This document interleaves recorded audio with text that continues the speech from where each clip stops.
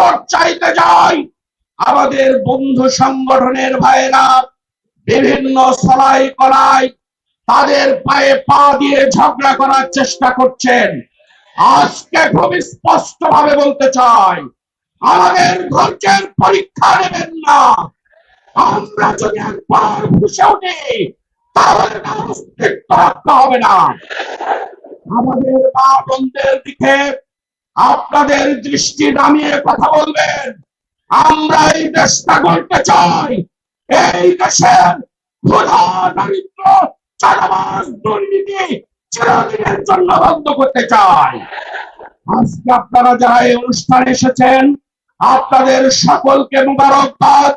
আমিরে জামাতের নসিহা শুনবেন, দিক নির্দেশনা নিয়ে মাঠে মাঠে কাজ করবেন, এই প্রত্যাশা নিয়ে আপনাদের সকলের সুস্বাস্থ্য কামনা করে, আমিরে জামাতের দীর্ঘায়ু কামনা করে শেষ করলাম। আল্লাহ হাফেজ।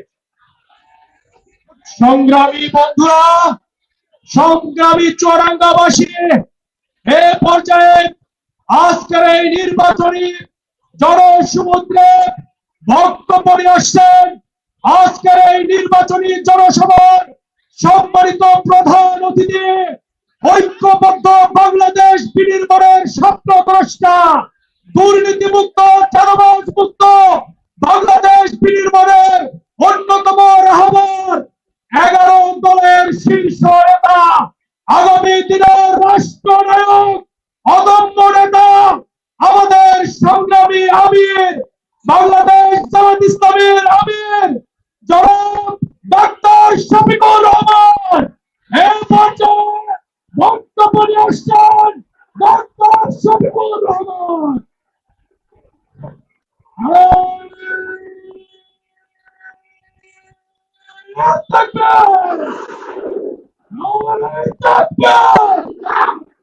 বাংলাদেশ জামাত ইসলামী জিন্দাবাদ, জিন্দাবাদ। আসসালামু আলাইকুম ওয়া রাহমাতুল্লাহ।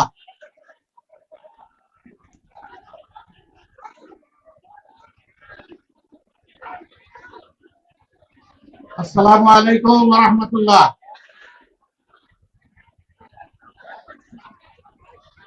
আসুন আমরা একটু আল্লাহর দিকে যাই। লিল্লাহি তাকবীর, লিল্লাহি তাকবীর। আসন্ন নির্বাচন সামনে রেখে ঐতিহ্যবাহী চুয়াডাঙ্গায় 11 দলীয় নির্বাচনী ঐক্যের প্রার্থীদের সমর্থনে আজকের এই জনসভার সম্মানিত সভাপতি, চুয়াডাঙ্গা জেলা শাখার সম্মানিত আমির অ্যাডভোকেট রুহুল আমিন,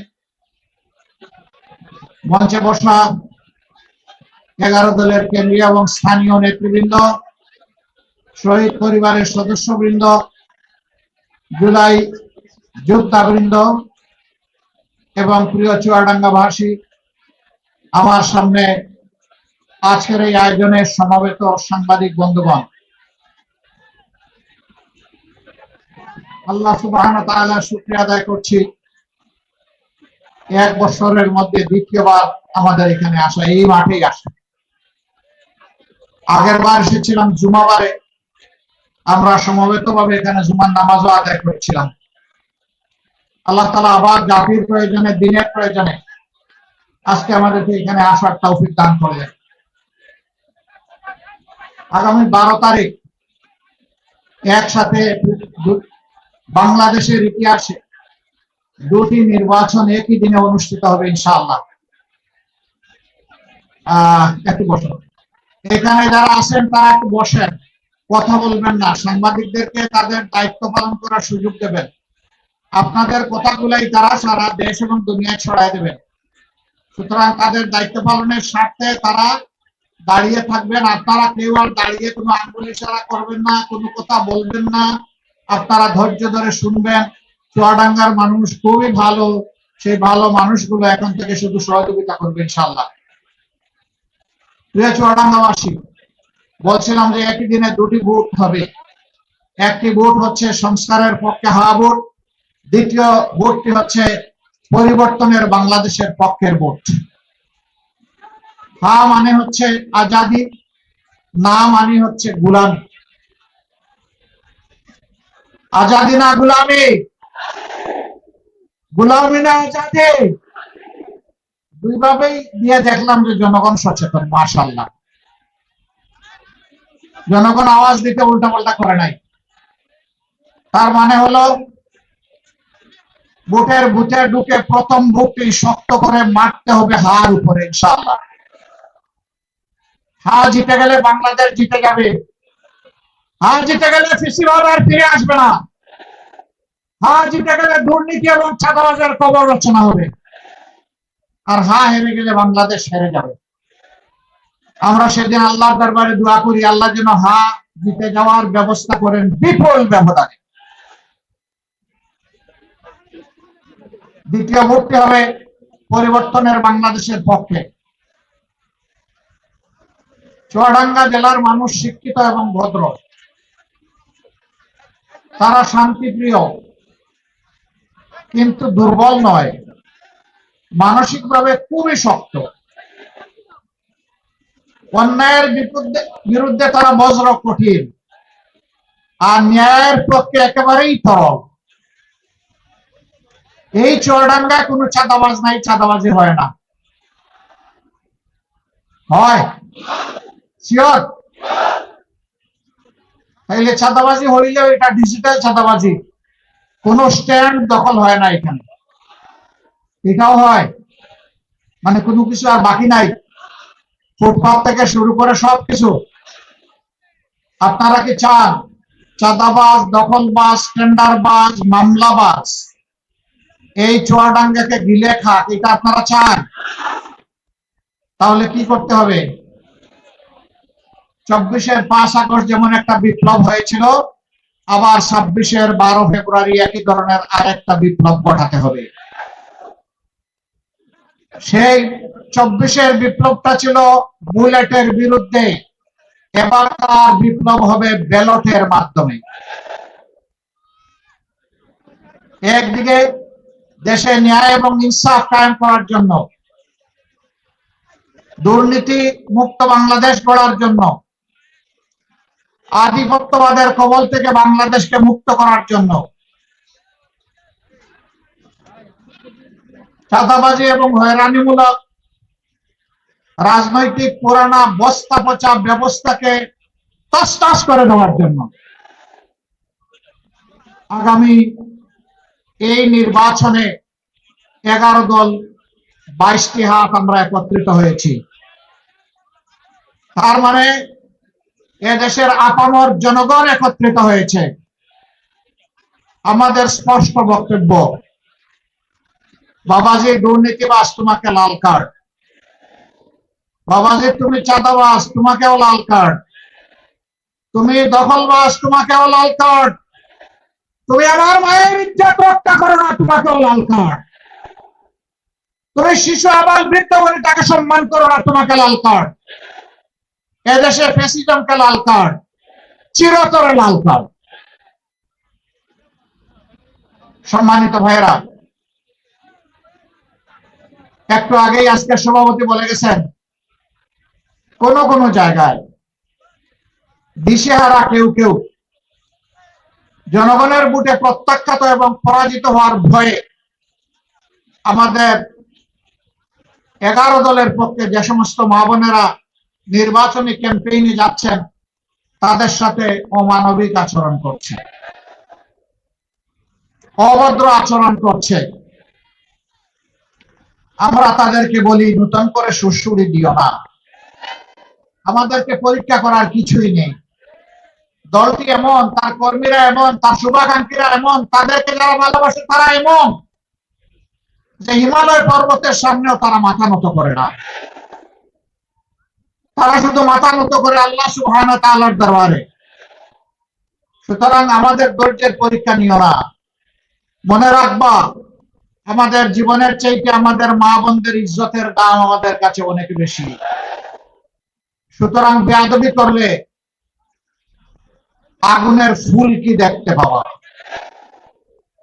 কাউকে আমরা ছেড়ে কথা বলবো না। যুক্তি নিয়ে আসো, কর্মসূচি নিয়ে আসো, ভদ্রভাবে শান্তিপূর্ণভাবে নির্বাচনী মাঠে তোমার মতো করে তুমি খেলো। কিন্তু যদি ফেসিবাদী চেহারা নিয়ে কেউ আমাদের সামনে আসে, 24-এর ফেসিবাদকে দেশের সম্মিলিত জনগণ, বিশেষ করে যুব সমাজ যেভাবে লাল কার্ড দেখিয়েছে, 12 তারিখ সেই লাল কার্ড দেখিয়ে দেওয়া হবে। আজকের যুব সমাজ আর বস্তা পচা রাজনীতি দেখতে চায় না। 54 বছর যেই রাজনীতি বাংলাদেশকে অন্ধকার গলিতে ঢুকিয়ে দিয়েছে, কোন কোন রাষ্ট্রের তাবেদারে পরিণত করেছে, আমাদের যুব সমাজ চিৎকার দিয়ে বলেছে আমরা ওই বাংলাদেশ আর দেখতে চাই না। আপনাদের পাশের জেলা কুষ্টিয়া, আবরার ফাহাদ সেই চিৎকার দিয়ে নিজের জীবন দিয়ে চলে গিয়েছে। তার রক্ত এই দেশবাসীর কাছে আমানত, তার লাশ এই দেশবাসীর ঘাড়ে। ঠিক একই আওয়াজ ডানা মেলে যুবকদের আইকন বেগম রোকেয়া বিশ্ববিদ্যালয়ের কৃতি ছাত্র আবু সাইদ চিৎকার দিয়ে বলেছিল, হয় আমার অধিকার দে, না হয় আমাকে একটা গুলি দে। ডানা মেলে বলেছিল, বুকের ভিতরে তুমুল ঝড় পেতেছি, গুলি কর। পেট দেয় বুক দিয়েছিল, জানতো গুলি করলে দুনিয়া থেকে তাকে বিদায় নিতে হবে, কিন্তু গুলিকে পরোয়া করে না। শরীফ উসমান ইবনে হাদি 24-এর বিপ্লবের আরব নায়ক, আধিপত্যবাদের বিরুদ্ধে এক বজ্র কণ্ঠ, কখনো আপোষ করে কথা বলে নাই। তাকে সহ্য করতে না পেরে দুনিয়া থেকে তাকে উঠিয়ে দেওয়া হয়েছে, কিন্তু মাথা নত করে নাই। সম্মানিত বন্ধুগণ, যে দেশের মায়েরা আবরার ফাহাদের মতো সন্তান জন্ম দেয়, আবু সাইদের মতো সন্তানকে জন্ম দেয়, উসমান হাদির মতো সন্তানকে জন্ম দেয়, সেই দেশবাসীকে ভয় দেখাবেন না। আজকে যুবকরা ঐক্যবদ্ধ হয়েছে পুরাতন এবং নূতন ফেসিবাদের বিরুদ্ধে, এবং তার প্রমাণ রেখেছে দেশের 5টি পাবলিক বিশ্ববিদ্যালয়। আমরা নিশ্চিত বাকি সব বিশ্ববিদ্যালয় নির্বাচন হলে একই চিত্র ফুটে উঠত। তারা বলে দিয়েছে আমরা আছি ইনসাফের পক্ষে, আমরা আছি ন্যায়ের পক্ষে। মেয়েদেরকে জিজ্ঞেস করা হয়েছে তোমরা ওদেরকে ভোট দিলা কেন? বলছে আমরা তাদেরকে আমাদের জন্য নিরাপদ মনে করি, এই জন্য ভোট দিয়েছি। যুবকদেরকে জিজ্ঞেস করা হয়েছে তোমরা সব দলে দলে ভিড়ে ভিড়ে গিয়ে ওদেরকে ভোট দিলা কেন? বলে যে আমাদের আস্থা আছে, তারা যদি দেশ পরিচালনার সুযোগ পায় তাহলে তারা বাংলাদেশকে বদলে দেবেন, আমাদের স্বপ্ন বাস্তবায়ন করবেন, এই জন্য তাদের প্রতি আমরা আস্থা রেখেছি, আমাদের ভোট দিয়েছি। আজকে কেউ কেউ দিশাহারা হয়ে মাথা গরম হয়ে বিভিন্ন কথাবার্তা বলছেন। একসাথে আমরা দীর্ঘদিন রাজনীতি করেছি, ওই দীর্ঘদিন একসাথে রাজনীতি করার কারণে তাদেরকে ক্ষমা করে দিলাম। তাদের মুখের থেকে ছোড়া অন্যায় অসত্য কথাগুলোর জবাব দেওয়ার সময় আমাদের নাই। আমরা এই দেশবাসী নিয়ে কি স্বপ্ন দেখছি তাই বলতে এসেছি। সম্মানিত ভাই ও বন্ধুগণ, চুয়াডাঙ্গার চিত্র অতি সংক্ষেপে এখানে তুলে ধরেছেন চুয়াডাঙ্গা 2 আসনের প্রার্থী জনাব রুহুল আমিন। সারা চুয়াডাঙ্গা নয়, শুধু চুয়াডাঙ্গা নয়, সারা বাংলাদেশের একই অবস্থা। এরা জনগণের সম্পদ চুরি করেছে, লুটপাট করেছে, বিদেশে পাচার করেছে, বেগম পাড়া করেছে, নিজেদের জন্য সিঙ্গাপুর এবং কানাডা বানিয়েছে, আর বাংলাদেশকে সমুদ্রের তলে ঢুকিয়ে দিয়েছে। আমরা ওই সমুদ্রের তলা থেকে বাংলাদেশকে টেনে উঠাতে চাই। আমরা আশাবাদী ইনশাআল্লাহ আমরা পারবো। আমরা আশাবাদী আমাদের যুবকরা আমাদের পাশে থাকলে আমরা পারবো। আমরা আশাবাদী আপামর জনগণের দোয়া ভালোবাসা থাকলে আমরা পারবো। কেন আমরা পারবো? ইনশাআল্লাহ আমরা এই কারণে পারবো যে আমরা যদি দেশ পরিচালনার সুযোগ পাই, আমরা দেশের মালিক বনতে চাইবো না, আমরা ইনশাআল্লাহ দেশের সেবক হব। আমরা কথা দিচ্ছি আমাদের কোন জনপ্রতিনিধির সম্পদ লাফিয়ে লাফিয়ে বাড়বে না, আমরা বাড়তে দেব না। আমরা বলবো যারা নিজেরটা উজাড় করে দেশবাসীর সেবা করার সাহস রাখো, তোমরাই শুধু আসো, আর কারো আসার দরকার নাই। এই জনপ্রতিনিধিরা প্রতি বছর জনগণের সামনে তাদের এবং তাদের পরিবারের সদস্যদের সম্পদের হিসাব দিতে বাধ্য থাকবে।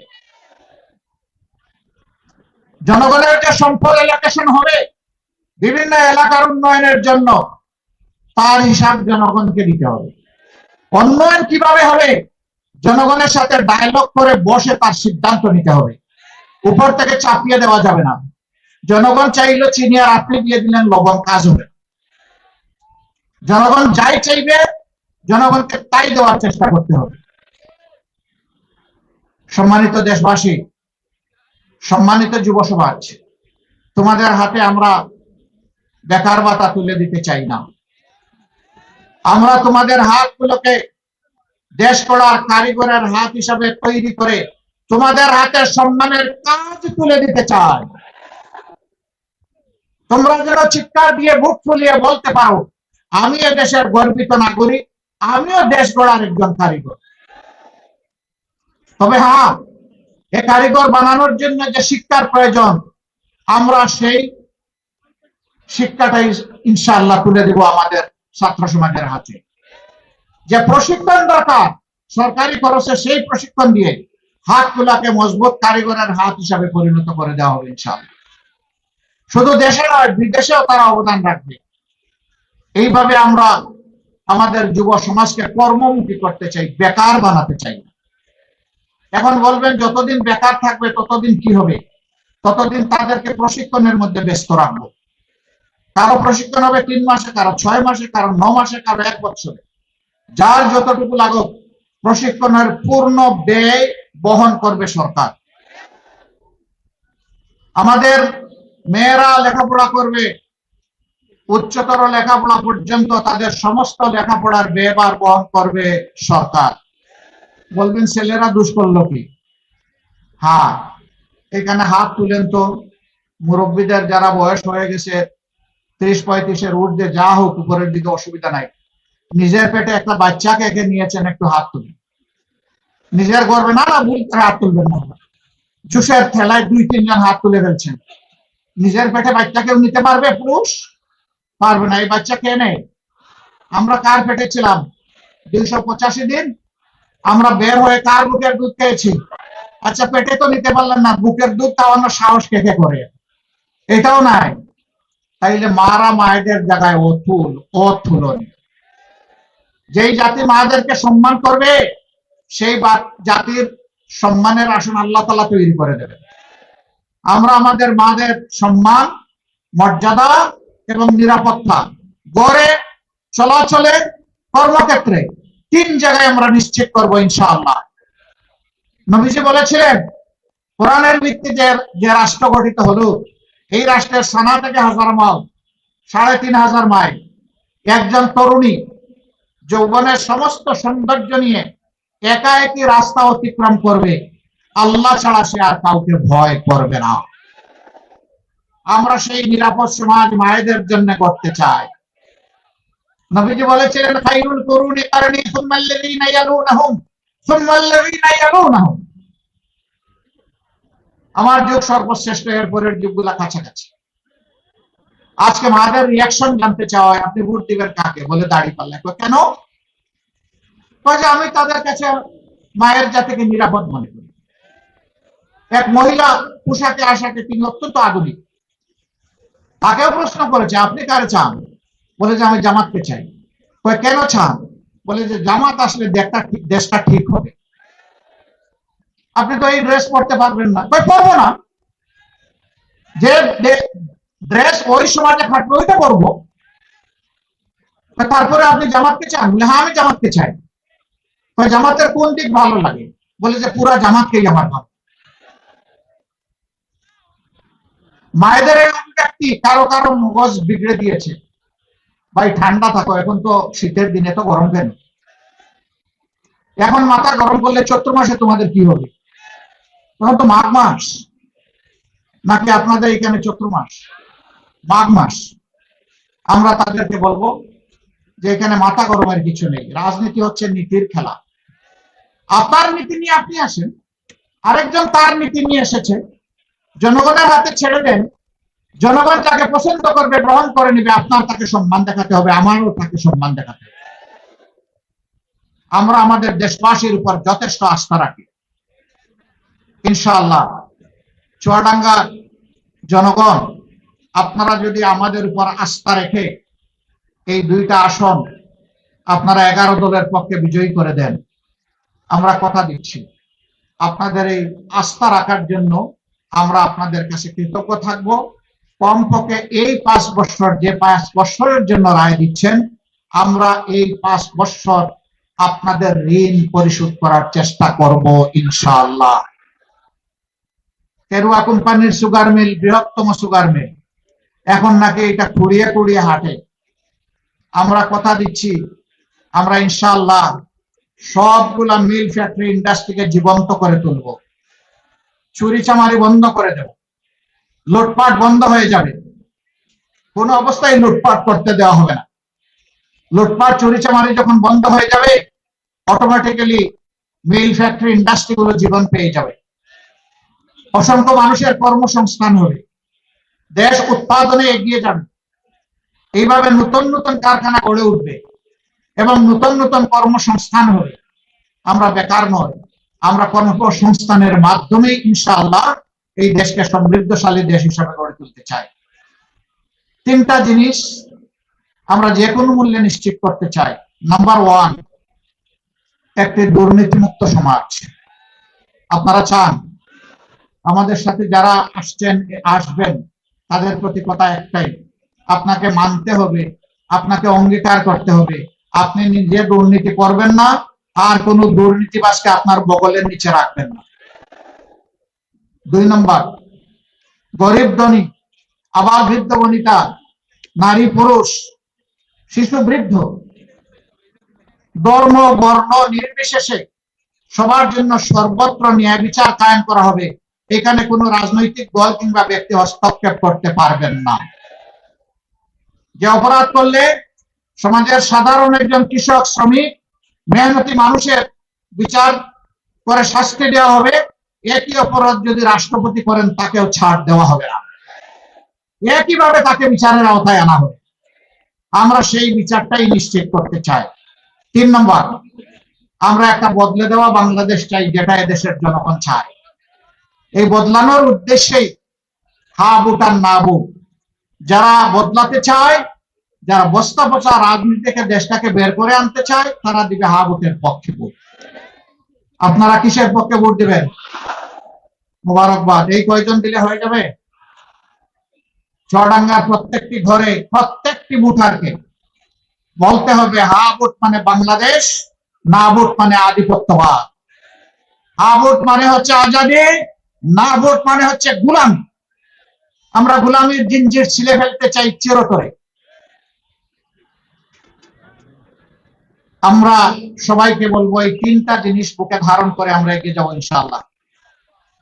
আমরা কথা দিচ্ছি, আমরা আপনাদেরকে কথা দিচ্ছি, অন্যায়ের বাধার পাহাড় কিংবা পর্বত যাই সামনে আসুক, আমরা আপনাদেরকে সাথে নিয়ে মাথা উঁচু করে দাঁড়াবো ইনশাআল্লাহ। কোনো অন্যায়ের কাছে আমরা মাথা নত করবো না, কোনো আধিপত্যবাদের কাছে আমরা অবশ্যই মাথা নত করে মিনমিন করবো না। অতীতে দেশকে সেবাদাসের দেশে পরিণত করা হয়েছিল, আগামীতে দেশকে বীরের দেশে পরিণত করা হবে ইনশাআল্লাহ। বিদেশে আমাদের বন্ধু থাকবে অসংখ্য, কিন্তু প্রভু মানব না কাউকে, প্রভু শুধু আল্লাহ রাব্বুল আলামিন। এর বাইরে আমাদের কোনো প্রভু আমরা স্বীকার করি না। আসুন সেই স্বপ্নের বাংলাদেশ, যুবক যুবতীদের স্বপ্নের বাংলাদেশ, মা বোনদের আকাঙ্ক্ষার বাংলাদেশ, শিশু বৃদ্ধের জন্য নিরাপদ বাংলাদেশ, সেই বাংলাদেশ গড়ার লক্ষ্যে আমরা আগামী 12 তারিখ 11 দলের প্রতীকের পক্ষে যেখানে যে প্রতীক, আমরা সবাই সমবেতভাবে লড়ে যাব ইনশাআল্লাহ। সবাইকে মোবারকবাদ। যাওয়ার আগে আমার 2 ভাইকে আপনাদের হাতে আমানত হিসাবে তুলে দিতে চাই। চুয়াডাঙ্গা 1 আসনের প্রার্থী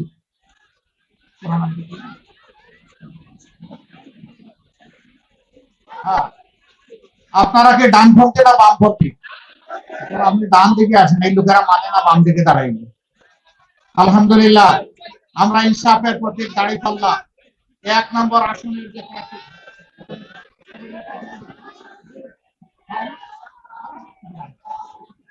এই ইনসাফের প্রতীক দাঁড়িপাল্লা হাতে তুলে দিয়ে গেলাম। ইনশাআল্লাহ দাঁড়িপাল্লার বিজয় ঘরে নিয়ে 12 তারিখ আপনারা ফিরবেন ইনশাআল্লাহ। আমরা শুনতে পাচ্ছি আকাশে কোনো এক কালো চিল নাকি দানা মেলে আমাদের রেজাল্ট ছু মেরে নিতে চায়। আমরা বলি আমরা ঠোঁট খুলে ফেলবো, ছু মারার কোনো সুযোগ দিব না ইনশাআল্লাহ।